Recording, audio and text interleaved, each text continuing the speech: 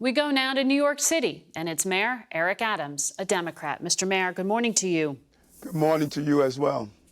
You said that the president and the White House have failed New York City and that you don't have access to federal dollars to deal with the migrant crisis. But the administration reportedly has pledged $30 million to deal with those arrivals. Why the discrepancy? I don't think that's a discrepancy. We've spent over $1 billion.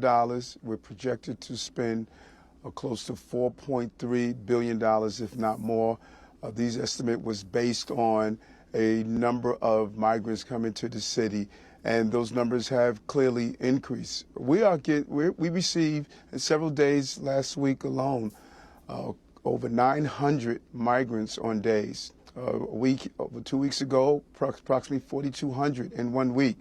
When you look at the price tag, $30 million comes nowhere near what this city is paying for a national problem. So you are getting federal help. It's just not sufficient to the needs you have. Well, we've been extremely transparent on what the needs are. When a city that just cycled out of the financial crisis of COVID is now hit with an additional over $1 billion in our budget and potentially over $4 billion in the out years, that is not the price tag that is attached to what is cost to handle this national problem.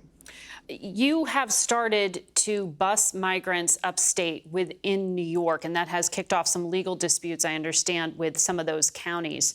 You just talked about decompression. Have you asked the governor, who is a fellow Democrat, to help you find housing for these migrants elsewhere in the state? Yes, and she has been a real partner, as well as Senator Schumer, Congressman Jeffries, and the New York delegation. They have been extremely helpful in trying to, number one, get the dollars coming out of Washington, D.C., but also the governor here and coordinating our efforts. We believe the entire state should participate in a decompression strategy, and it's unfortunate that there have been some lawmakers in counties that are not carrying on their role of ensuring that this is a decompression strategy throughout the state. And some we have witnessed in some municipalities where they lied and stated that veterans were being forced out of hotels, which was untrue and found out to be fabricated. So these types of tactics are just anti-American and anti-New York City.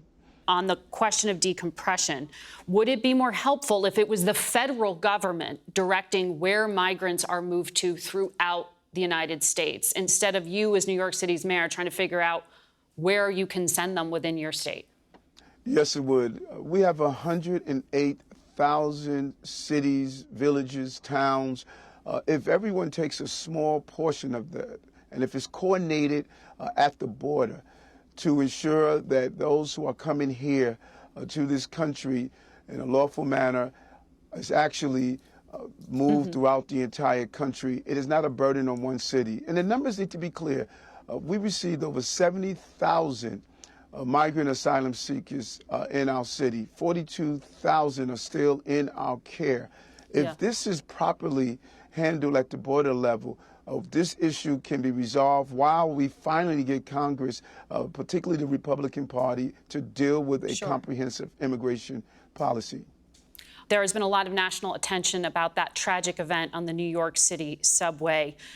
Jordan Neely, who was homeless and struggled with mental health issues, was forcibly restrained and then choked by a subway rider named Daniel Penny. He lost his life. Why do you think that the system you have in place to deal with homelessness and to deal with mental health failed Jordan Neely? When you do an examination, just as I talked about public safety issues and how we had to get guns that were clearly saturated in our cities, so too in October and prior to that, I talked about how we must look at involuntary removal of those who cannot take care of their basic needs and are in danger to themselves. You know, it breaks my heart how Jordan lost his life, who happens to have the same name as my son.